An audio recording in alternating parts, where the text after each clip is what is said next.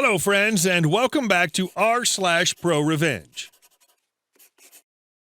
Our first story of how OP taught a kid a lesson at the cash register. Don't forget to subscribe to our channel if you're new here and turn on notifications so you don't miss a new video every single day. Here we go.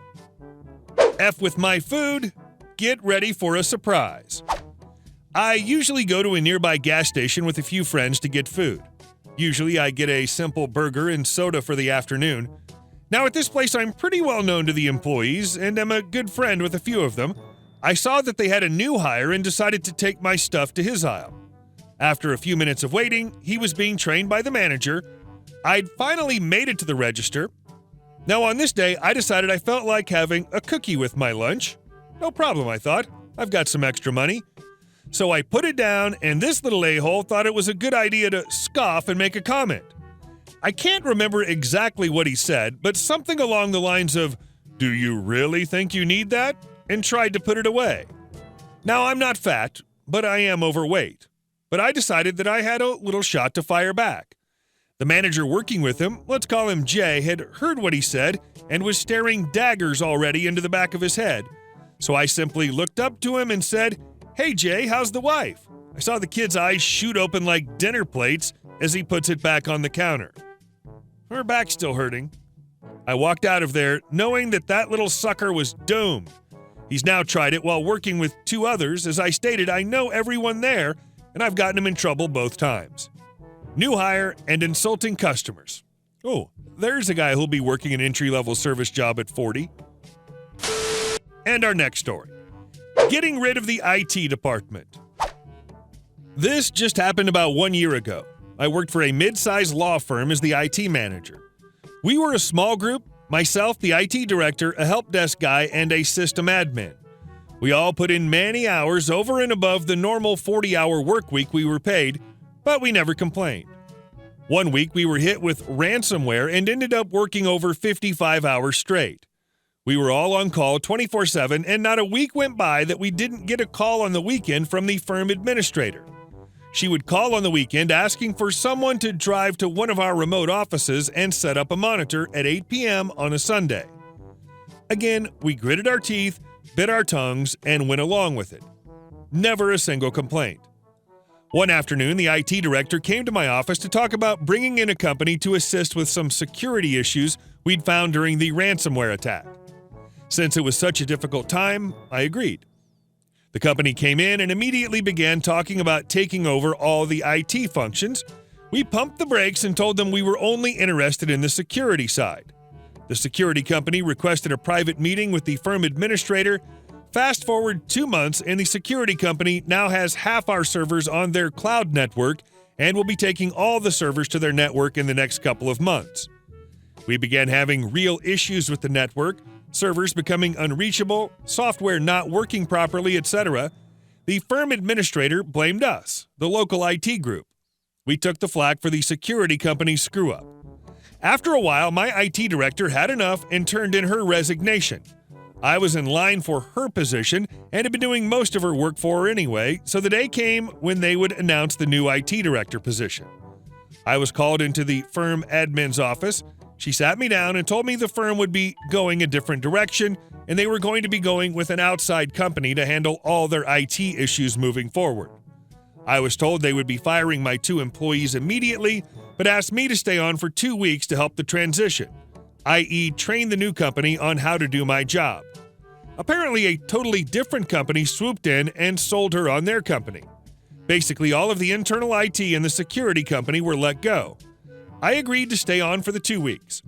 After the meeting, I watched as the firm admin and security walked out my team. I immediately went to our internal wiki, help documents that I set up, and removed every single document that myself or my team put there. We had a new software installed a few weeks prior, and I was the only one that knew how to service it and how it was set up. The instructions were in the wiki. There was also a new office being set up the following Monday. I'd been working every day for a month to get everything in line for it, including setting up all the PCs with specialized software. I removed the password entries in our password manager for those PCs. I then cleaned out my desk, handed my desk plants to some friends, said goodbye and left, without telling the firm administrator. The next morning around 9 a.m., I sent my resignation to the firm administrator. She was left completely empty-handed, as the new company was set to train with me that day and were not ready to take over full control. The firm admin called me, begging me to come back, and said she would bring me on as the IT director, where I could oversee the outside company. I politely declined. She called the old IT director and both of my employees, asking for one of us to come in and help. We all declined.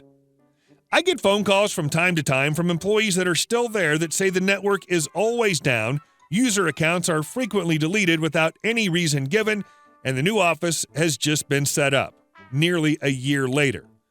As for the software that only I knew about, they've hired 2 people to manage it, and from what I'm told, it's frequently down and rarely works right. Moral of the story, employers, treat your IT department with respect. If you don't need them, they are doing a great job, and the grass is rarely ever greener. Awesome. So tired of corporate hypocrisy. We can totally F you out of your career, but don't you dare do the same to us. Burn it! And our last story. Destroy our tree? Okay. Background.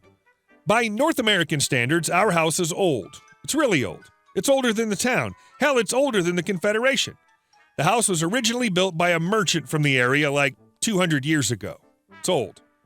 With its age comes a very big property line, and apart from a couple of adjustments here and there to account for infrastructure and housing development, it's basically unchanged from 100 years ago. It rarely ever comes up here, but in any dispute relating to property lines, the official town plan takes precedent, and our property line crosses over into our neighbor's property. This will be important later. As for now, the 2 major players in this tale, our a-hole neighbor, who we'll call Lumpy, he's just the worst. He ran an illegal chop shop in his backyard and seemed to be deathly afraid of trees. He also always took a 2-week-long vacation in the summer, and it was always at the end of July. This part is also important later. The other one is my dad. At the time, he was in government oversight, but before that, he was in the Department of Justice, and his major responsibilities included training Crown attorneys. This included the attorneys general. In the pecking order, Dad was actually pretty low, but the Crown knew and respected him, and they were keenly aware that Dad knew the law inside and out. If there was anything even remotely resembling a legal dispute, Dad was almost always in the right with his argument. And now we begin our tale. The slight. The line between our yard and Lumpy's was pretty clear. Our side was grass, Protestant lilies, shrubs, and trees. His was a gravel driveway. Before the incident, there was a large Manitoba maple tree growing there. It was very old, but grew in such a way that it blocked just enough sunlight to have a pleasant level of light going through the window.